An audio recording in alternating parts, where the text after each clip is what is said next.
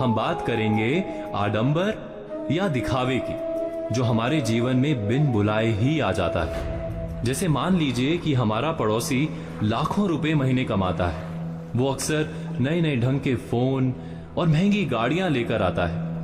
हम उसके बराबर की आमदनी नहीं करते, लेकिन हमारे मन में उसे ये दिखाने की लालसा जागती है कि हम तुमसे कम नहीं हैं। हम उसकी तरह की घड़ियां और फोन खरीदने निकल पड़ते हैं। हम कभी नहीं सोचते कि जाने अनजाने हमें दिखावे या आडंबर की महाघातक बीमारी ने चपेट में ले लिया है। क्या आपने कभी इस दिखावे के बारे में सोचा है? ये दिखावा और कुछ नहीं, एक मानसिक बीमारी है। हमने अक्सर समझदार लोगों को इसके फंदे में पड़ते पाया है। ये और कुछ नहीं करती, बस इतना ही करती है कि आपसे विवेचना और समझ की शक्ति छीन लेती है और एक ऐसी अंधी दौड़ में कूद जाने के लिए तैयार कर देती है जिसका कोई सार्थक अंत नहीं दिखता।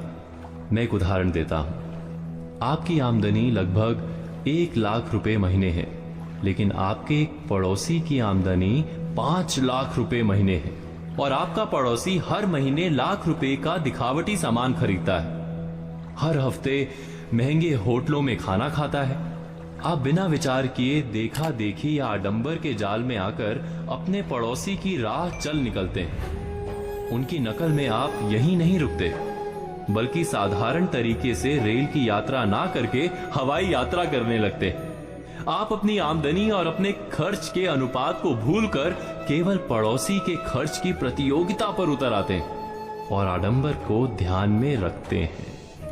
आप वैसे ही जीना चाहते हैं जैसे पड़ोसी या संबंधी जीते हैं। महीने 2 महीने या 3 महीने के बाद होने वाली आपकी उलझन का हर कोई सरलता से अंदाजा लगा सकता है।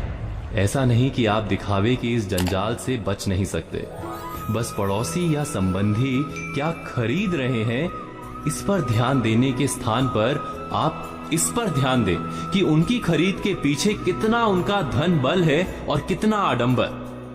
एक बार अगर आपने इस सरल गणित को समझ लिया तो जीवन में आप कभी भी किसी तरह के आडंबर के खेल में नहीं फंसेंगे।